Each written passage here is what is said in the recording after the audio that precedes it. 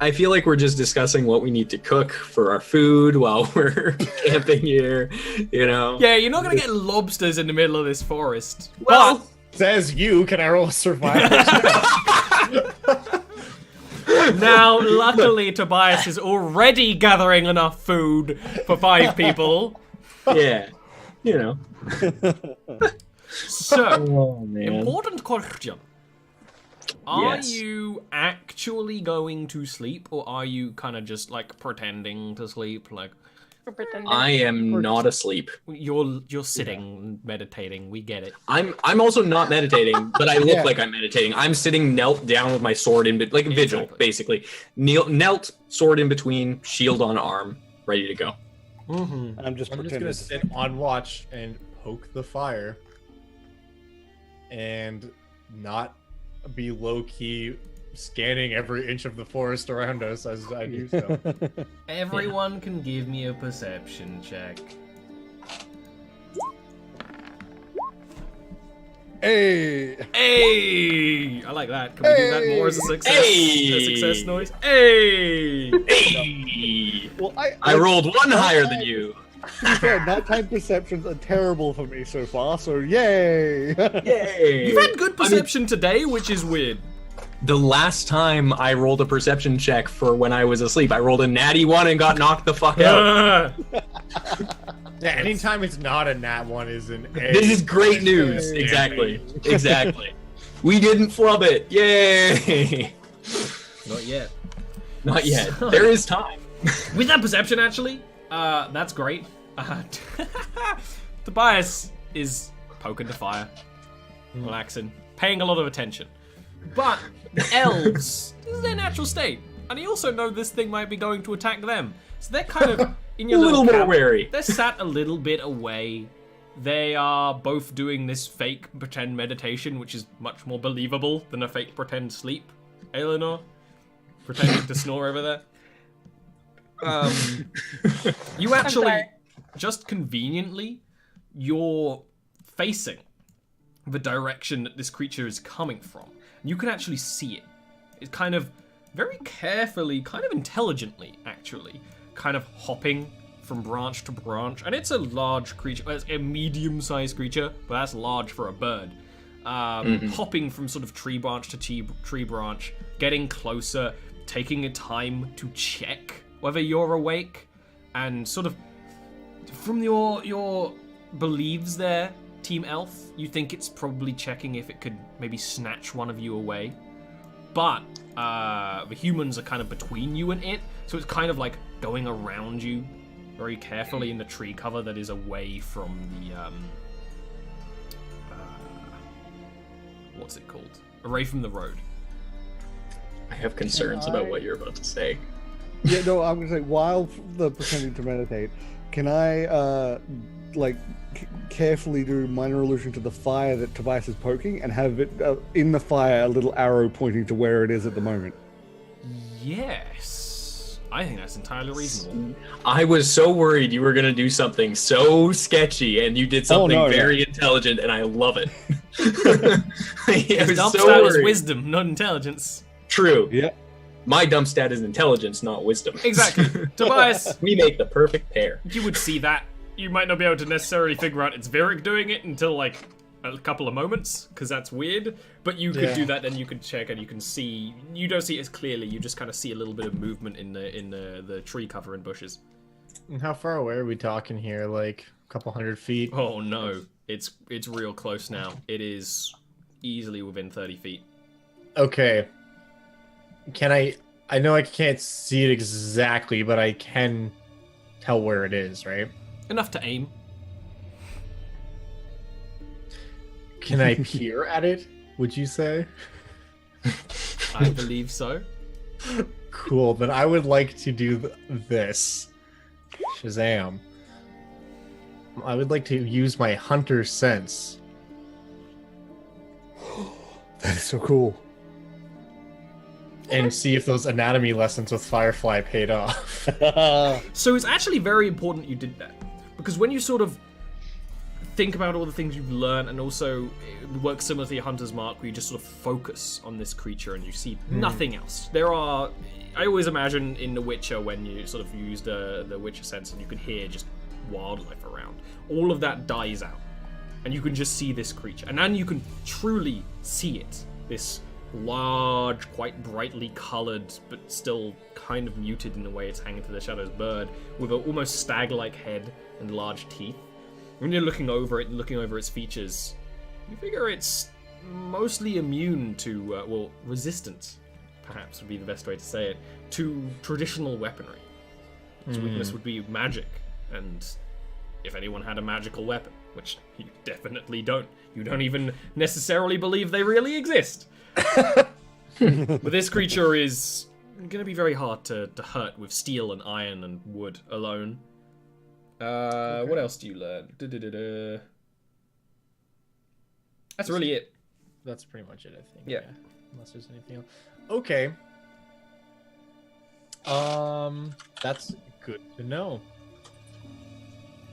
And is it just kind of hanging out, or is it getting closer still? It's getting closer slowly. Like, it moves once a minute.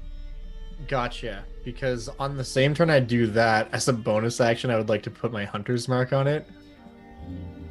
And then as it gets even closer, I would like to target it with Slayer's Prey, which is my other class ability I get at level 3, which is basically Hunter's Mark Light. It does almost the same thing, but it's only on the first attack that hits it. Okay. Yeah.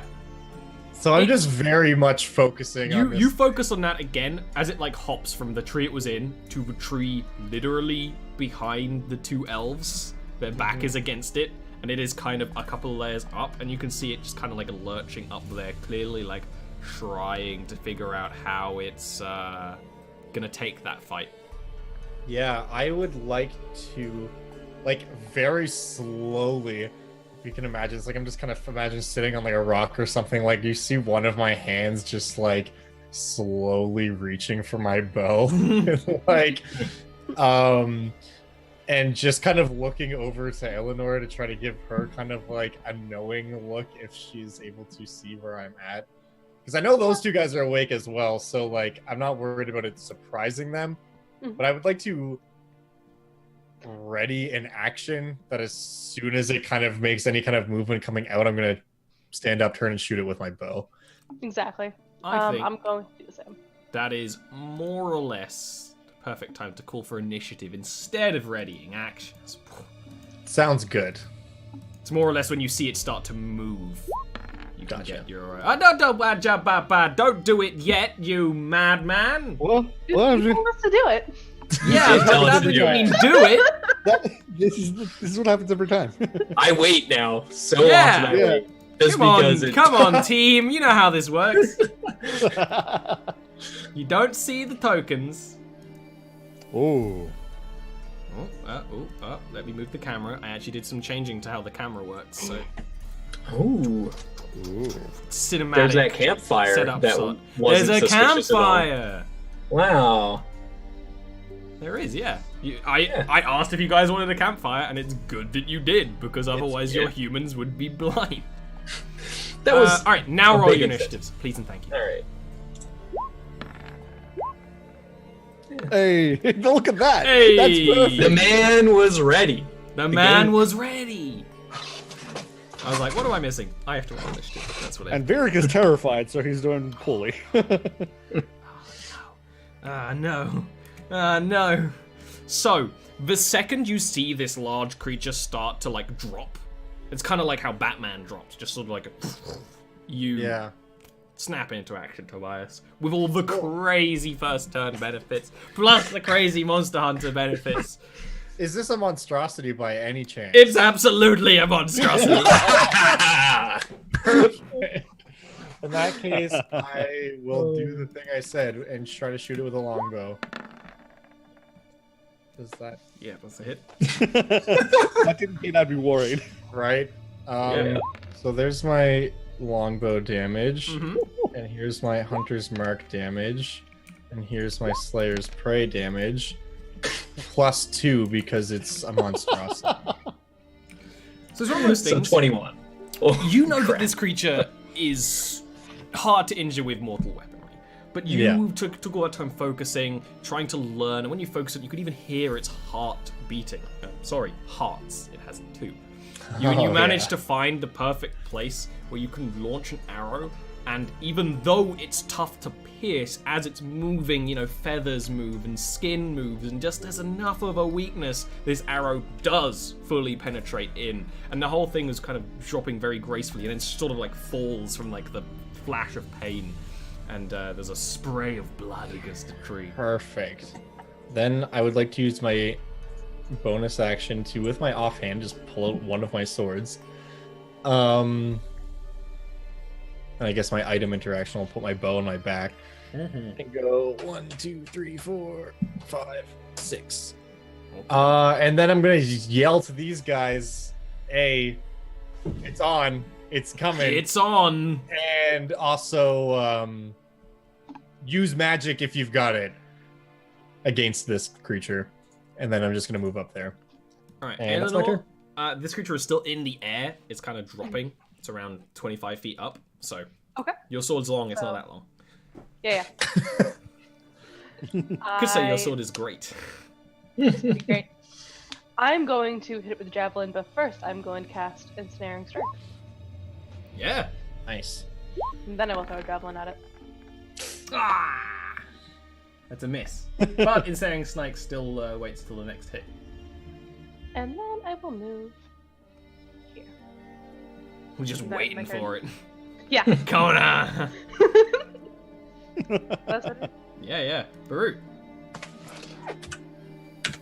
Gonna move. Oh. It's still 20 feet up right now, right? 25, but yeah. 25. Well, okay. High enough up that I'm not going to be swinging at it is what I'm getting at.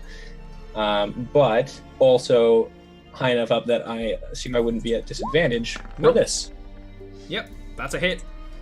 Oh, Oh!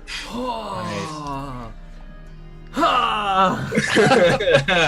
So he just kind of freaked out as soon as Tobias said it was on. I was like, oh! Ah! Blast of light. It's almost, does that sort of like conical thing upwards, and you see Yeah. it actually pierce through this creature as it's falling. It starts sort of spiraling down to taking horrendous damage, and where the wound is this glowing golden mark of light. Before the next turn, the next attack on it gets advantage as well. Exactly, that's what I was trying to describe. Sorry. And then it falls. And it kind of catches itself, but not quite as gracefully as it necessarily would, but kind of more like a man and a bird, And then it will attack. It'll make an attack against Barut, an attack against Aelnor, and I'm going to use 2 green dice because it's a bird. Thematic. Aelnor? Oh, it's one of those things where it tries to bite at you. Sure, it's big. You just got attacked by like much bigger, bitier monsters like a week ago. When it tries to bite at you, you switch to your sword, so you just kind of like push the sword in its face. No problem at all. It does scratch at you, doesn't get through your armor. Barut, what's your armor class? 15. Doesn't hurt you either. You can put your new wooden shield in the way, bash it out the way. Mm-hmm. Easy. Virik. Virik is going to, hearing all of the commotion and being like, oh fuck, is going to get up, sprint round. Can I get here, or is that the round too That's far around the tree? tree. You'd Okay. be on the other In that side. case, I'm actually going to go the other way. So I started here, right? So I'm going to go 1, 2, 3, 4. And I'm going to try and lay into it, but I'm actually, I'm going to hold my attack until someone else attacks, because, Can't really do that. okay, then I'm just going to spend a key and do patient defense. Okay. So that is, boop, Yep. Dodge. Tobias. because I don't want to waste the advantage. That makes sense. I was wondering what you were doing. No, that Yeah. makes sense. Don't waste it on the monk. So this spot on the other side of him is the tree. Yeah, correct? you would be like, I can see it much clearer. I know you see it pretty clear on your views. Like, Yeah, I can it's see it just pretty well. trunk. And that means I won't be able to get in there, which is fine. In that case, I will use my item interaction to take my longbow out once again. Sorry. That's okay. My bonus action to put my sword back. And then my action to shoot it. With advantage. Hell yeah. I'm so glad that guiding bolt hit. No, that was real good. That was an amazing. I think that's the best guiding bolt I've ever seen. That's a hit. Absolutely.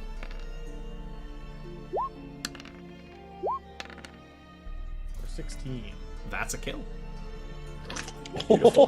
Perfectly executed kill against the creature hunting you.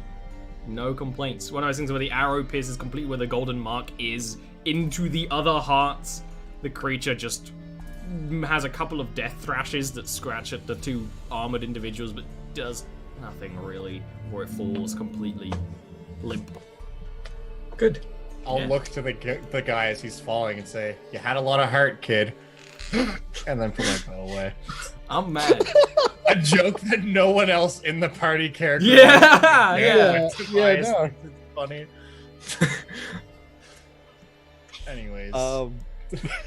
That's sometimes you got to make yourself laugh, you know. Exactly. Just sit back down and meditate. Yeah, you could literally We're just proper monster go back hunters to now. bed. Yeah, we did it, guys. Good Yeah, job, this team. is what Monster Hunting's supposed to go like, not like what happened last time. I think this is the first time that something's gone like well in a combat state. bland that we don't even know what to do. Yeah. Oh. It's like, huh. Huh. Was anyone mortally wounded? Did anyone? No, we're good. Just good day, everybody. Well done. We did it. Yeah. Apparently, what we need is for things to be hunting us and not the other way around. And then we do completely fine. That's First hunt then. yeah. Um, We're very good at counterattacking. That's all this is. Yeah. Well, know your strengths, I suppose. Can I take a look at the monster just to try to figure out what it is? Absolutely, you can give me another nature check now. Can I as well, given that I did one before? Yeah. I know even less now than I did before. Maybe this wasn't the thing that guy was telling me about. I have no idea. Yeah, this wasn't that scary. This was easy. Yeah. This wouldn't have eaten you at all. Yeah, this is not at all what I thought it was. I'm sorry, guys. I probably made you all nervous for nothing. Good job. Good job, team. There might be more of these out here, so let's stay alert. But Yeah. other than that, I think it's bedtime. Yeah. Perfect. You can go to sleep and continue traveling. Nap time. Do you do anything with the body? I mean, A typical D&D question. yeah. We don't need to bring the head anywhere. Don't need to. We're good. We probably mean- want to move it away from us just in case the Hmm. carcass attracts. I was honestly thinking we should bury it. I don't know how they like to be. I mean, we could burn or bury, but get rid of the body. Because, again, just forests, you don't want to be drawing creatures closer to the road in general. It's just a courtesy thing for the other travelers. Kind brew. Yeah. Courtesy. You guys go to bed. I'll take care of that. We do all kinds of hunting stuff in the village, and it's all good. Okay. I'm gonna go find like a nearby valley and just pitch it. Yeah, just into a pit. Yeah. Yeah. Out of the I'm way. fully trusting that you are like disposing of this in a humane way and like taking I feel like it's very much like, all right, come on, you bastard, throw it over my shoulder and just find a like hill area nearby. And just, like, Roll it down. Yeah, Love it. absolutely. Then just go back like. Well, that was really fast. Man, you are efficient at this stuff. I found. He's good. He's resting now. He's taking the long, dreamless sleep. Well, I mean, yeah, we knew that. We did kill him. Yeah. Anyways, good night.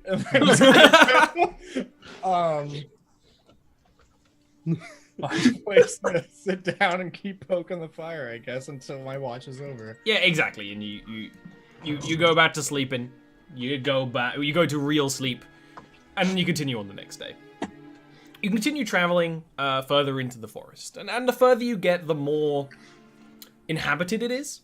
But it's still inhabited in an elven way. It's not that you pass through satellite towns or anything like that as you get closer and closer to the city. You just occasionally find more travelers, merchants walking the road. Sometimes just people traveling, elven hunters, not uncommon. You give a little bit of a hello to. There is actually a time though. Quite a while into your journey. The journey altogether is going to take an actual month. Where you're passing and you're going down the road, and occasionally you've seen little like watchtowers or outposts on the side of the road. Usually clearly temporary wooden structures. Maybe there's been a monster in the area, or maybe there's just keeping watch. This is a metal building that kind of looks like a tortoise by the side of the road. Kind of looks like it crashed there. Has a door at the front. It has a door at the front that says "Clients Welcome" written on it. Did I see this on my way up to Slate Cove last time? No. Is it written Okay. in Elvish or in just common? Written in Common, Elvish, and another language none of you read. There's like 3. And they're not like, they're all written on like different little placards that are there. Curious. Anyone else curious?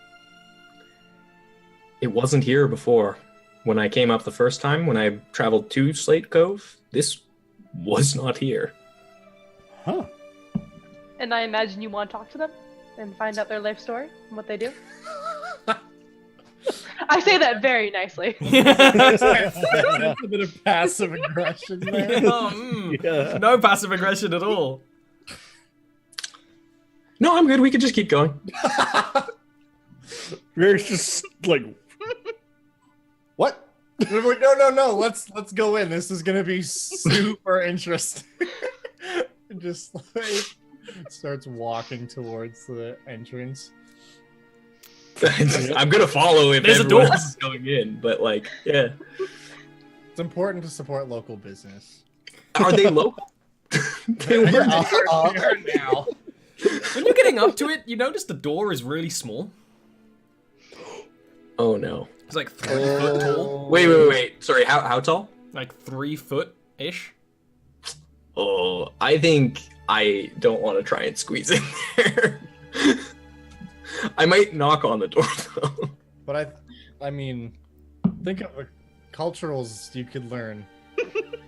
the culture. Like you knock as he says this, and the door opens to a gnome. Yeah. And another gnome. 2 gnomes who look very similar. Both clearly young women. They have very similar hairstyles, but they're both different colors. And they look with their big eyes, and gnomes have kind of cat-like eyes that like adjust to you, Barut, as they open the door. And then there's just a big smile. You're hit with the very, very strong smell of ethanol as the door opens. When you look inside, you see brewing equipment and kegs and things. And this looks slightly bigger on the inside. Okay. And it opens like, customer! And the other one kind of pushes in front and is like, pleasure to meet you. Are you interested in buying something? We have all sorts of liquors from all over the world. I'm gonna turn to Tobias and say, well, you have a penchant for liquors, don't you? Tobias is already looking for his coin purse. The other one kind of steps out and is like, oh, a human. Humans have the biggest bellies in the world for drinking. It's like, oh, yeah, well, we've got something for you. I mean, where are you from? And it's like, oh, no, clearly he's got the face thing. He's from up there. And like, oh, we've got, what does he drink? Ale? We got ale. Like, kind of fumbles in, getting drinks and stuff as, like, pulling out all manner of bottles and things. Brand. Rare's getting his bag out too. What is it you're interested in? I'm Fitzpon, and I'm Pon Fitz, and we have all the all over the world. I mean, you're interested in old dwarven mountain ale? And it's like made from real mountains. Yeah, exactly. And we got bucket wine. It's like bucket wine, absolute delicacy in the Southern forests. What are you interested in? I don't suppose I would be able to try some of this dwarven ale. You'll love it. Dwarven ale is well, it excellent. depends on the type of dwarven ale you're interested in. You see, we got dark, we got light, we got medium, like just all sorts of like barrels are like being rolled out, and they're like little like the little kegs you get, of course. Mhm. It just starts like sort of stacking them up. Yeah. I'm just gonna ask, what would it cost to just try a little bit of everything? Oh, this guy wants to try before he buys. That's very interesting. That's very human of him. Incredibly human. That'd be fine. I mean, there's no cost. No, there should be a cost. Okay, well, what about a gold? I'm gonna reach into my coin purse first and give the gold and say for him to try, especially the dwarven ales, please. Oh, of course. Virus could actually hand a gold. Me too. Hand a gold over. And they get like a glass, like a glass mugs for each of you, and start giving little tasters of all these ales, and they're things you've never tasted before. And as you start going, it's like, well, of course, if you want a real dwarven experience, like a real dwarven experience, you want to try the Crimson Mountain whiskey. It's the strongest stuff. It'll put hairs on your chest and pretty much anywhere hairs can be. They're not wrong about that. And the other one's like, that can be hair in a lot of places. You'd be surprised.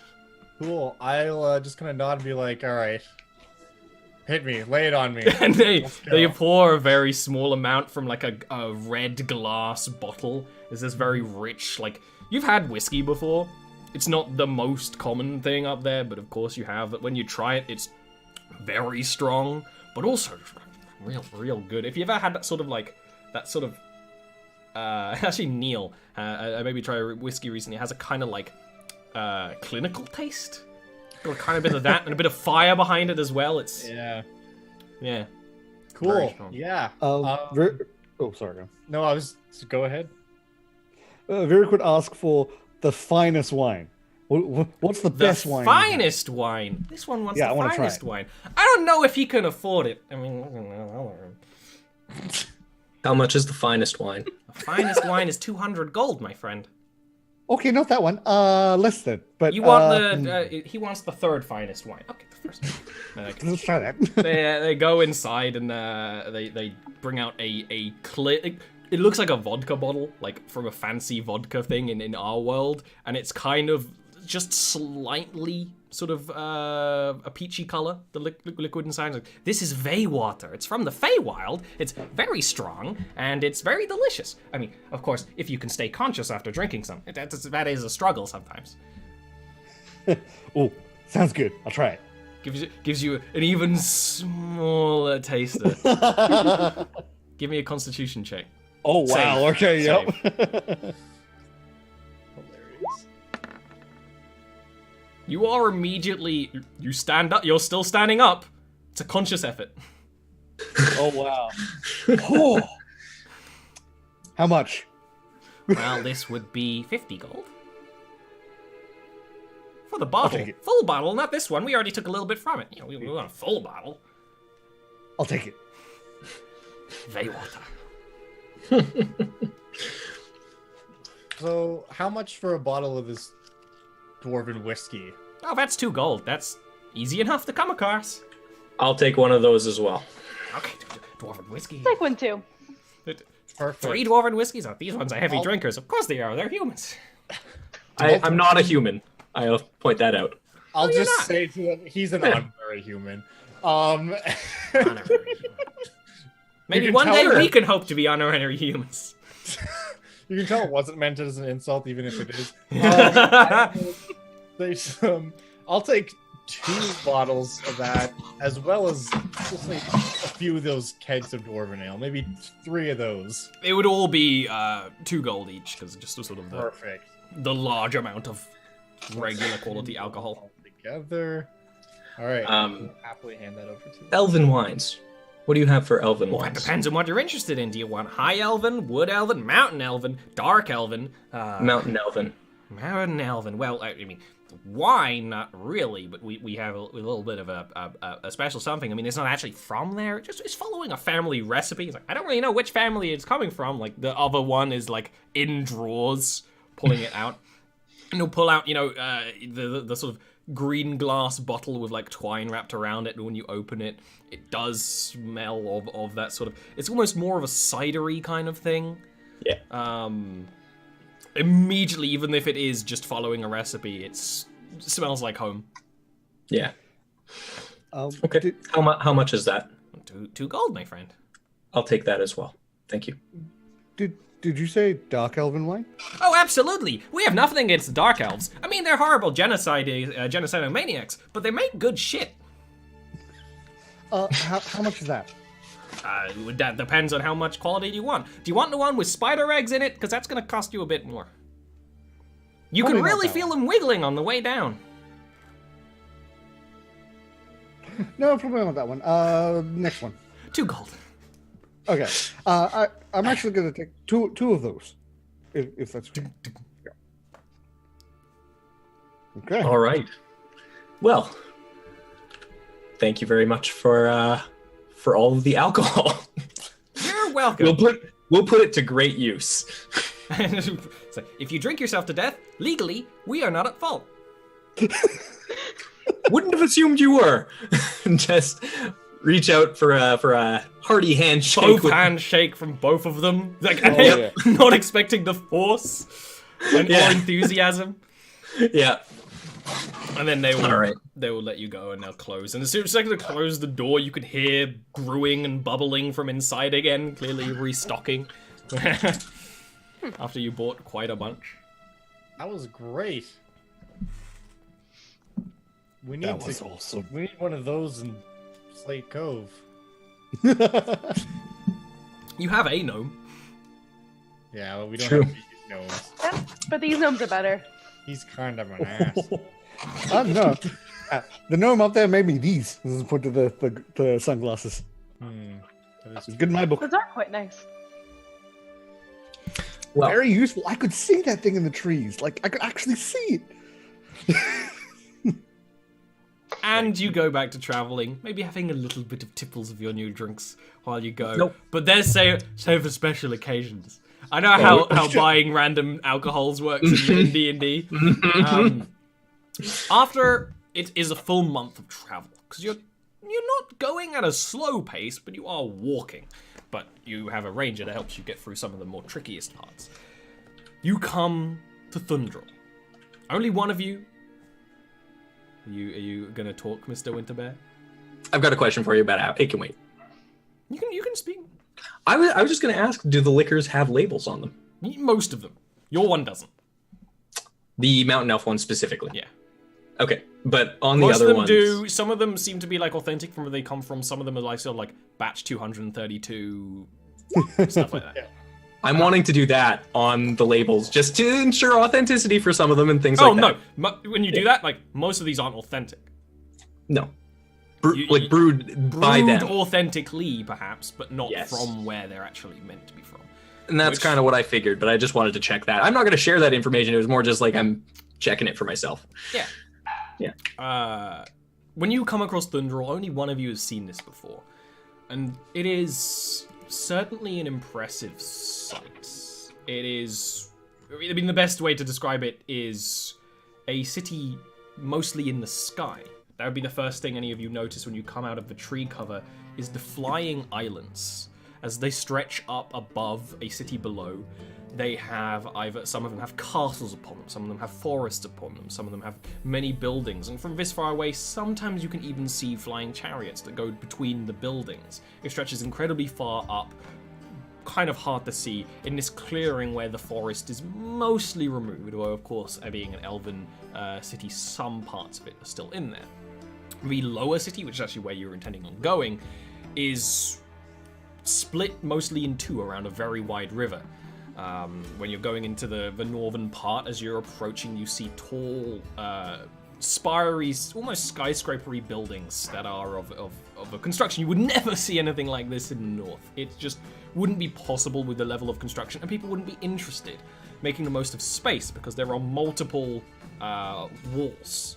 This is very much a defensible city. There's clearly older walls that are ancient and incredibly tall, and then more walls that go out and out and out defending. And unlike a lot of cities that you may have been, especially Beirut, I often describe fantasy cities as having these satellite towns around that do farming or mining or something like this.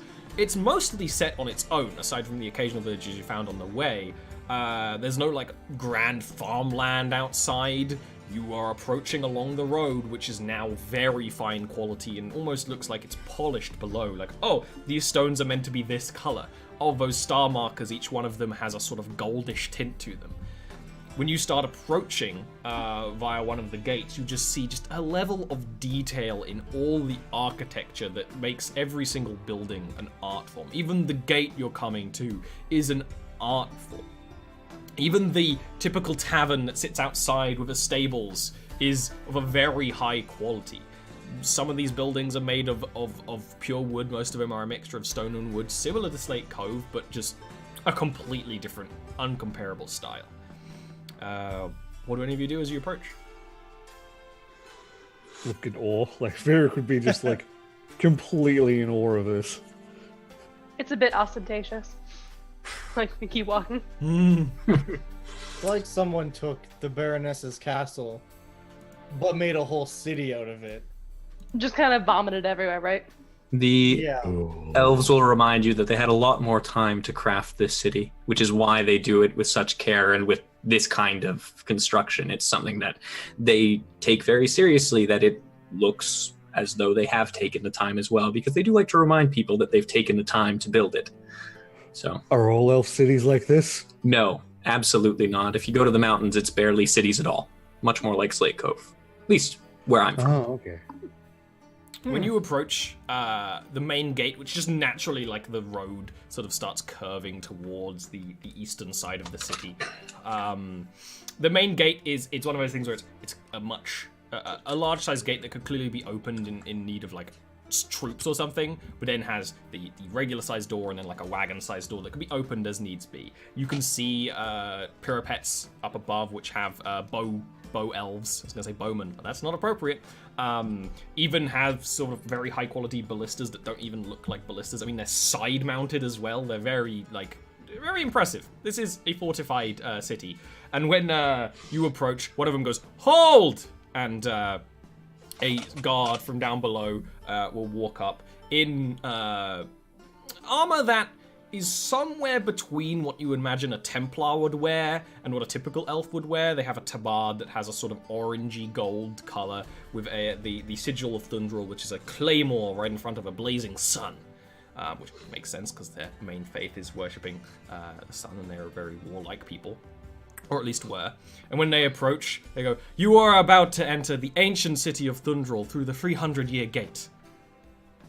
What is your business and your names, please, for the records?" I'm going to actually take off my traveling cloak as well and just roll it over my arm, and so that my armor's actually showing. They can see the stag head on my armor, and I'll say, "Bruit Benarin of the Mountain Elves. I'm also here with my compatriots. We are working on behalf of the Grey Fists. We have a contract to complete in the lower city." He kind of is a little surprised, kind of looks up to the tower, and one of them actually kind of gives him a nod.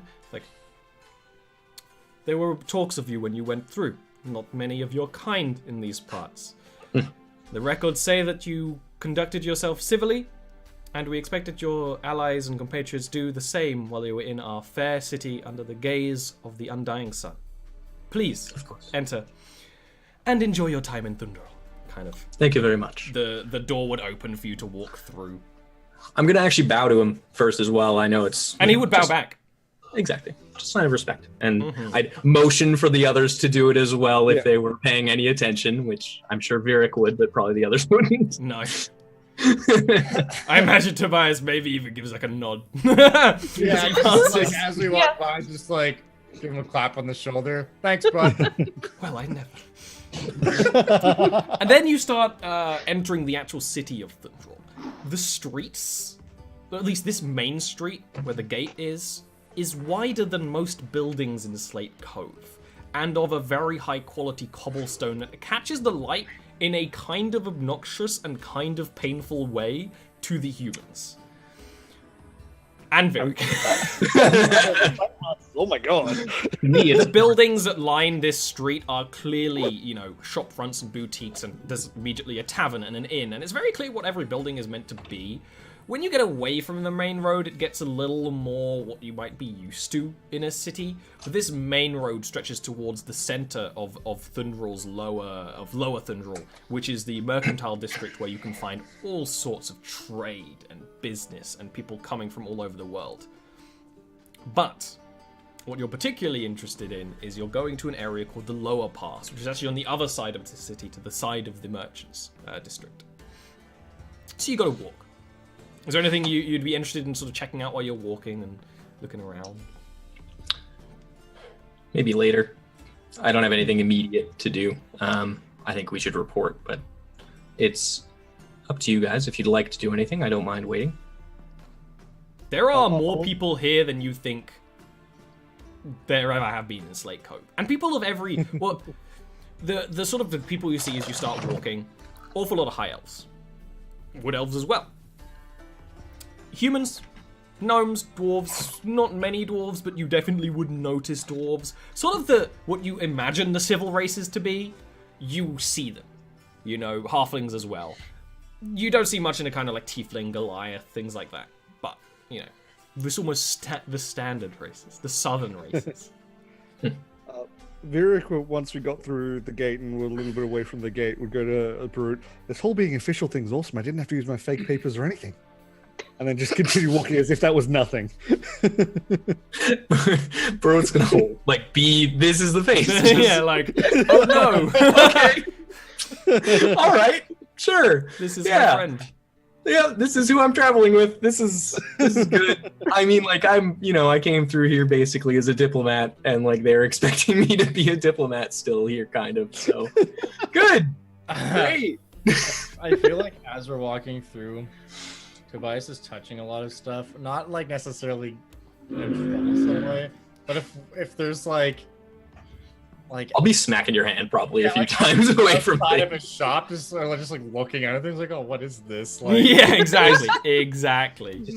why would you keep grain in such an obnoxious type of like, that kind of stuff? Not even gonna try and explain. This is one of those things where like I would go into it like an in-depth cultural explanation about why they do that. But you've proven already that you're not interested in those things. Just want to complain about it. I know. I feel like anytime you would, it's like, right, but that's stupid. Yeah, exactly. Yeah. I don't necessarily disagree with you. That's why they do it. Very quickly trying to figure out which are the rich parts of town as they're walking through it.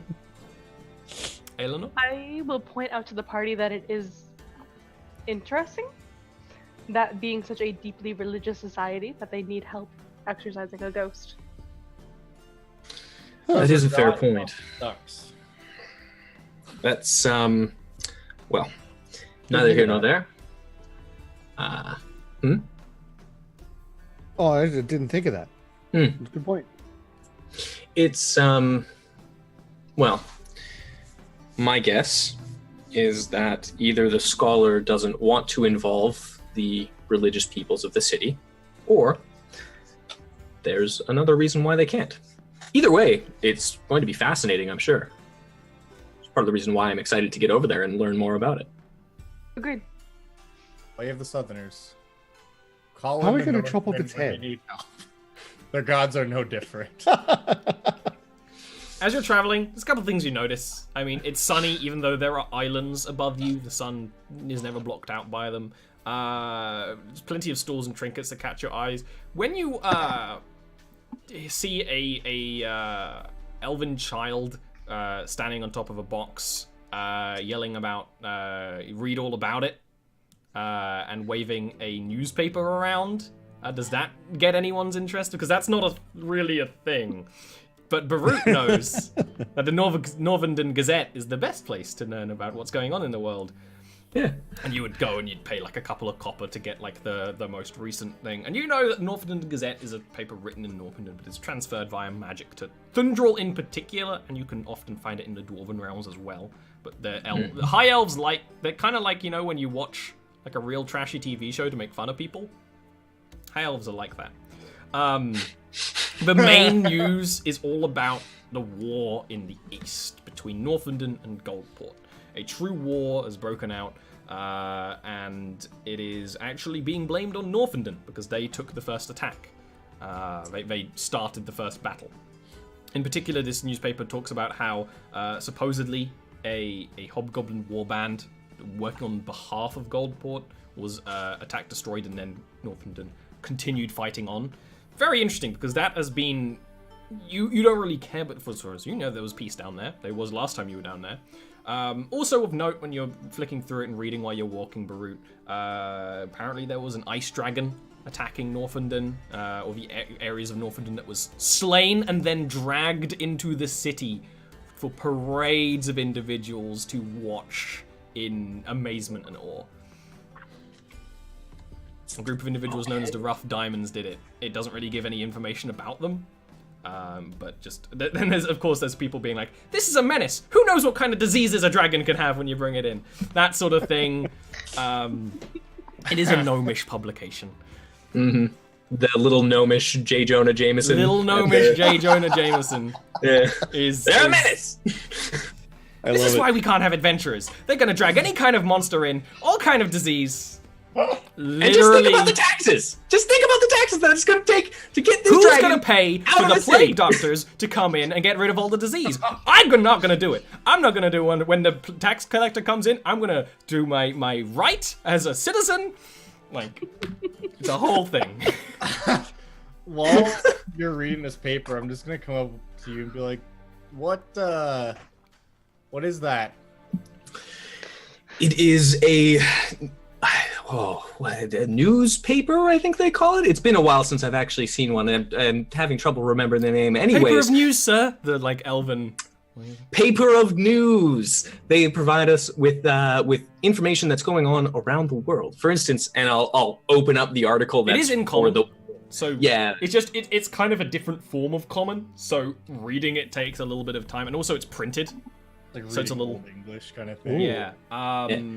Also, there are pictures, but they're clearly they're also printed. So it's not like someone sketched it out. It's like so they're very blocky, but also gnomish. So they're quite like there's a sketch or a print of this dragon being dragged in one of the Northumberland gates, and just a crowd around it. It's very interesting. Oh. That's kind of interesting, but why?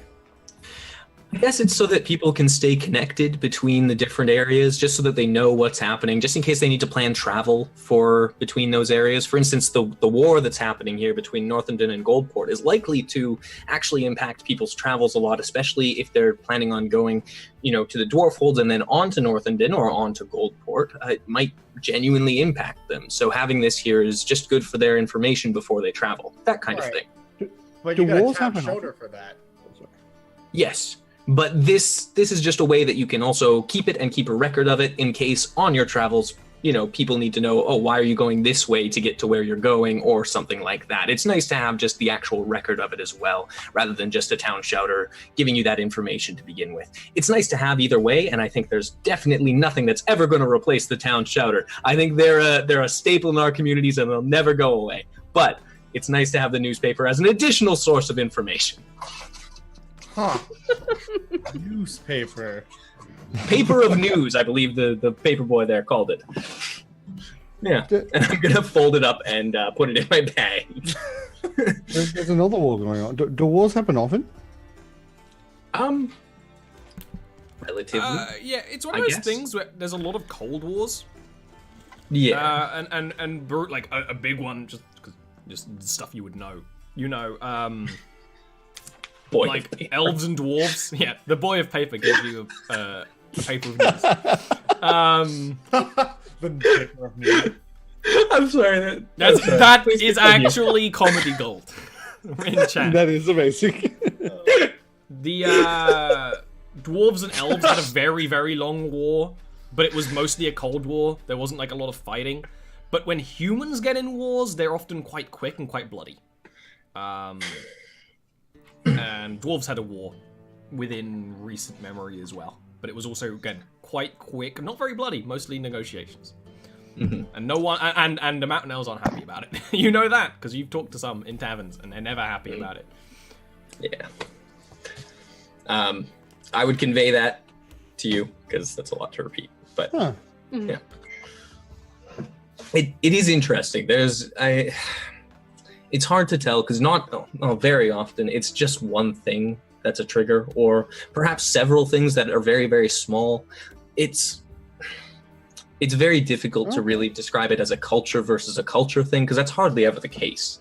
Really, most of the time, what it is it's someone being It's like when houses upset. fight. Different Yes. houses fight. Yeah. Okay. It I can understand. be Thank you. almost more political than anything, but sometimes it is just a cultural difference. I mean, Houses. Brute, did you go to Goldport? I did. Well, no. I avoided Goldport. That was the very one place you specifically. didn't go. So yeah, you That don't was the really one. know what you assume it would be like Northern or Slate Cove. So you don't really Exactly. I don't really have an idea. I was told on my travels to avoid it from when I came originally from Zalstella. I was told you probably don't want to go to Goldport. They're not very friendly to elves and people like you. And I just assumed people like me meant elves. But I know nothing else about it. They might have meant nerds. Who knows? Yeah, nerds. That's it. Humans and don't I like just- nerds. That's how it is. That's how it is. I mean, in my experience so far, that's definitely the case. So- Yeah. So yeah, that's a pretty reasonable sort of explanation of it. Cool. Yeah. Mhm. I mean, I would suggest let's just keep moving. You do. Unless anyone has. Of course. Yeah. I mean, Virik is looking for places to steal from. And as you're traveling to the lower pass, you go through the Mercantile Center, which is mostly massive open courtyards with tall boutiques and fancy shops and trading halls and things. That is rich people, because the kind of people who can afford a house here or an apartment, they can pay for it because of their merchant rights. When you get away from that, it starts to become a little more like that is almost the touristy part of Thundrel, if that makes sense. Like literally, like you can buy little trinkets of like elves and like with the flags and things. When you get out of that, it starts to become what you would a little more accustomed to. The buildings are still larger and more impressive, but it's a little more understated. When you get out of that, when you get off the main roads and towards the lower pass where you're heading to. Maverick, Mercantile Center, definitely a mark. I'm coming back there. You actually were instructed to go to a tavern called the Rusted Ruby, which, when you go there, it looks of a quality that you cannot afford. It has glass windows of multiple colors. When you're out there with like a ruby stained glass on the main window where you look inside to an eating hall that's pretty big. All the chairs are cushioned and comfortable. When you step inside, there's like a proper front like desk with an elf in kind of a uniform who does like a bow. And she would ask why you're here. And you would probably show the contract or explain. And when she does, she's surprised and like, oh, we've had a room waiting for you for quite some time.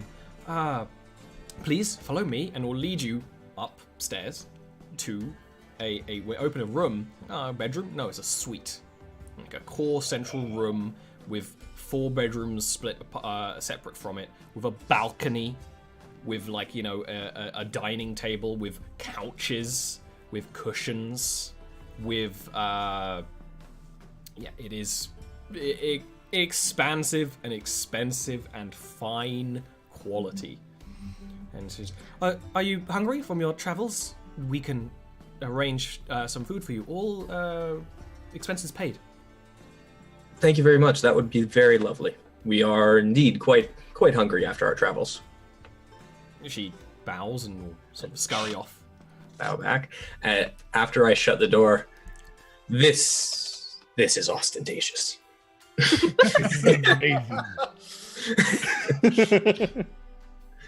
And then I'm going to turn to Varric. I'm sure you'll quite enjoy yourself in the room that they provide. And I'm going to go sit down on one of the chairs and pull out my books and start reading. Yeah. I go over to one of the chairs and kind of like lift it, not off the ground, but just kind of see, like, can I pick it up if I were to try? The like wooden ones, yeah. Yeah, I'm just gonna look to Varric and be like, they're not even nailed down. And then just drop my bag and go take a seat on the edge of one of the beds. Yeah, Varric would go around and test each of the beds to see which one's the comfiest. And then when he finds that one, he's gonna, this one's mine. Yeah. I like that. After around 5 minutes, there's a knock at the door.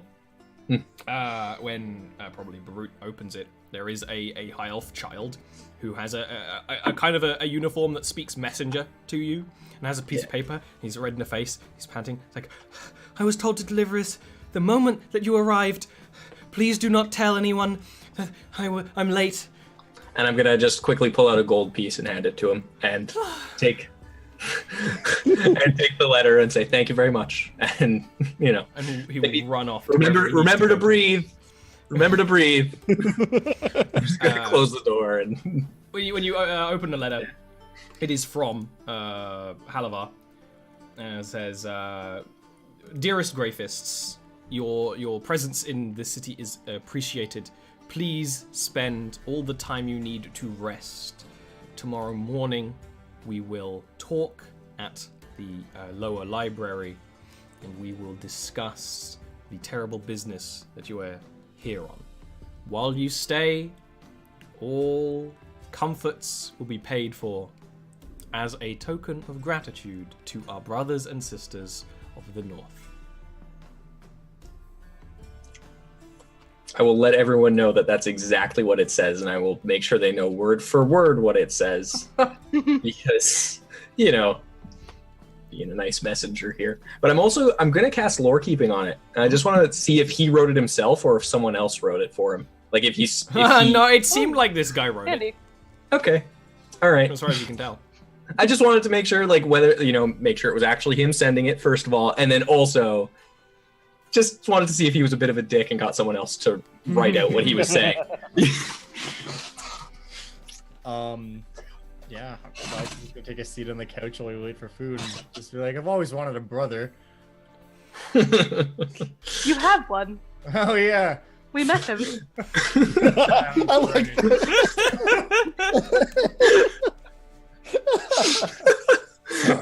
Sorry, I meant if I always wanted a rich brother. Hey, maybe one day. He seems like the type that might know how to weasel himself into gold.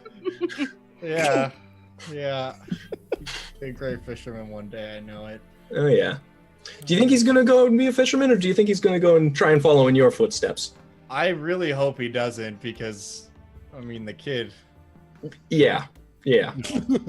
I mean, hey, I've done pretty okay for myself. He can cut 2 pieces of wood in one swing, guys. Yeah, in one swing. Also, I He's saw ready. him do It was that. very It was impressive. 2 small pieces. It was like 1.5, if we're being honest. Okay. But I don't want to take away his one thing that he tells everyone about. So Very good of you as a big brother. yeah, well, While you're having this conversation, an attendant will wheel in food, literally like a roast boar. Oh, This is much better than the time we made roast boar in the forest. Oh yeah, it's This isn't burnt. this isn't burnt. There are also around the boar on the platter a kind of I don't even know whether it classifies a fruit or a vegetable, but they're basically like giant olives that have been sliced and grilled. They're a fruit. dire. Yeah, they're the weird they're- middle ground between them. Yeah. Hold on. This is important. Giant olive. That took me a moment. Best way to describe it, though. That's great. Honestly. They are a vegetable. Okay. Good, because they I feel uncomfortable calling olives a fruit, right? Me too. Yeah. But it'd also be other sort of vegetable things. Those are obviously the most notable one because you would never have... The other people wouldn't have had that before. And you can tuck in. You got a whole roast boar to the four of you. Have they left now? The person who brought it in? They had like a little cart and they put the boar on your dining table and they're sort of like putting all like the seasonings on your table as well and the cutlery. Great. I'm gonna give them a gold as well. Their ears perk up. Yeah. And their eyes light up. And they bow and say a small elvish thank you. And I bow back and say thank you very much for the food. It's very much appreciated. A slightly squeaky cart away. Yeah, beautiful. After they leave, I'm gonna pull out the spices from the sea hag. I want to start like. What those are yet? No, but they smell amazing. Yeah, but she hates people. Surprisingly, boar and human are actually very similar in terms of the meat structure. I was reading a book on it actually on my travels from the Crimson Mountain to Thunderbolt the first time. She's more worried about what the spice is made of. Oh, no clue. And I'm gonna just take a little piece of one of the spices and just shake it out onto my plate of boar. And I'm gonna eat it. And if I die, I'll die doing what I loved. Eating. Exactly. Awesome. Yeah. Once we're done with the eating, very soon we'll go to brew. So we're not needed till tomorrow, right? Can I roll insight on him quickly? Yes. It's not what you think it is, but go on. Yes. Roll insight, we'll I will see. allow it, and then he can decide over it's a success. Well, Okay. yes. He's not looking like he's gonna go steal. He's looking excited to do something. But not stealing and Not stealing. nothing. The question that I was Nothing thinking to in my head, hurt anyone is he else. looking to do anything illegal? No, he's Then, not. yeah, no, I think we're not probably needed till tomorrow. They did tell us to take the time to rest before today, or before Okay. we go there. Pardon me. Are there cups anywhere in this room? Yeah. Okay, he's gonna grab a cup. He's gonna pour the Vey water into it. He's gonna drink the cup of Vey water. Oh, you are. I was gonna say sloshed. You're beyond sloshed. Oh, You're yeah. absolutely gazeboed. You're absolutely done. You're like on the floor. I'm gonna drag him to his bed. I'm gonna drag him to the bed that he claimed. I'm gonna be nice and give him to the bed that he claimed, and not just another random bed like I was originally going. I'm gonna drag him to bed and put him to bed. I imagine that's just immediate. We just finished eating. He's like, "All right, are we needed until tomorrow?" Dunk. Goes on Great sleep vacation. aid. It's like you hit the table then the floor, so it's dunk dunk. Oh, And you know what? That's a perfect place to take a quick break. So, we'll be back in around 5 minutes. Please drink responsibly.